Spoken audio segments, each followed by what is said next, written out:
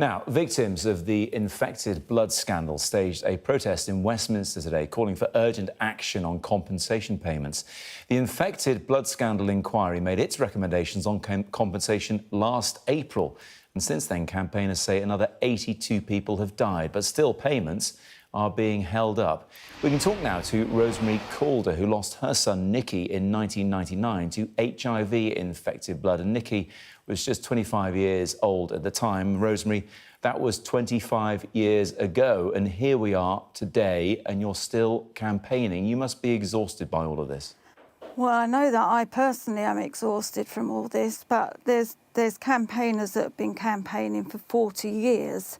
So, you know, one wonders how they have the strength and the energy to continue to try and fight for the justice that is so badly needed for this community that have been so very wronged by all those people who were meant to be looking after their well-being and caring for them.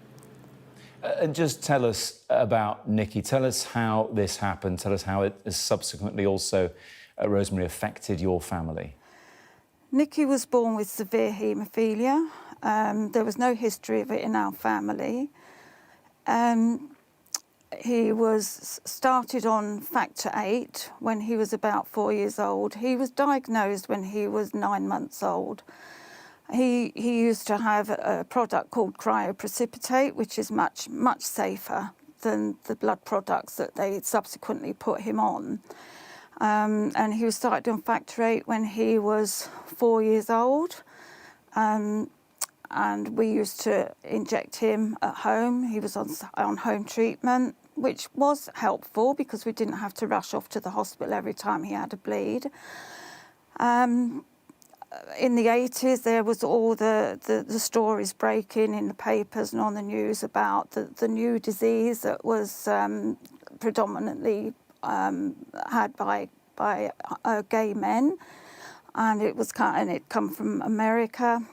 And then there was talk about how the haemophiliac community could be affected as well. And when Nicky was 11 years old, I received a letter from his haematologist at the hospital to say that Nicky had tested positive for HIV. He subsequently also was tested positive for hepatitis C. It had the most devastating effect on our family because of all the stigma and the hysteria. We weren't able to talk to anybody about it. The hospital that he was under couldn't really tell us anything, didn't tell us anything. We were just basically sent away to get on with it and do the best we could. We didn't tell Nicky until he was 14 years old. He took it all in his stride. He eventually got married, and 2 years after he got married, he died when he was 25 years old. And so much has changed in the past quarter of a century in regards to treatment for HIV, regarding how people see people with HIV. Yes, yeah. Yet you had to live with that stigma back then and subsequently live with the fight to get compensation. What has happened in that regard, Rosemary? Well, we've got the public inquiry, which started 5.5 years ago.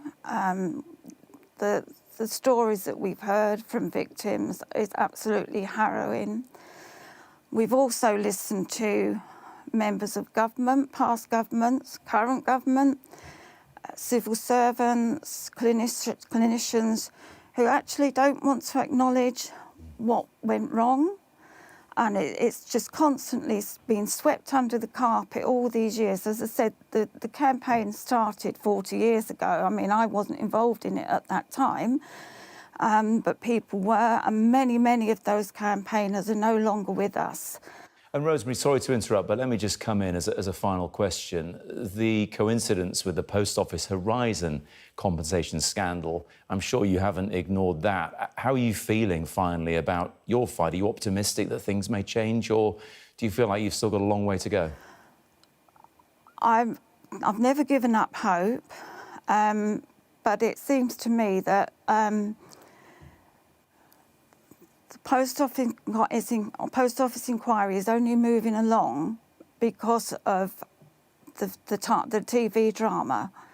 And let me just tell you that we haven't got time to wait for a TV drama to push the government into taking some kind of action and sorting out this compensation that is so drastically needed for so many people who, many victims are in very poor health.